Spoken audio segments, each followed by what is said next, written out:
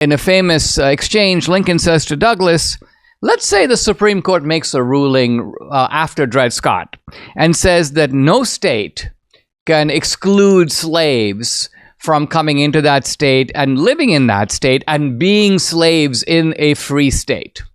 What would your position on that be? Let's say the Supreme Court decided that. And Douglas would reply and say, that's ridiculous, that's absurd, there's no way the Supreme Court would decide that. But Lincoln's point was, wait a minute. The Supreme Court just decided the Dred Scott decision, which basically said the same thing about a territory. So all I'm doing is asking you if the Supreme Court now takes up the same question and extends the same principle from the territories to the state, namely that any slaveholder can take a slave into a territory and that person remains a slave in that territory.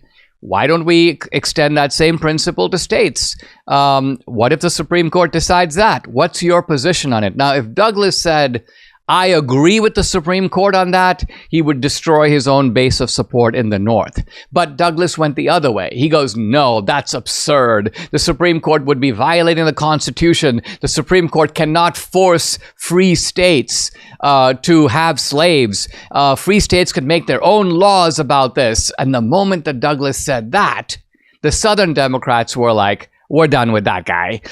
We need to find a pro-slavery candidate that's going to more accurately reflect our views. And now we fast forward to the 1860 election. There are 3 candidates in that election, 2 Democrats and 1 Republican.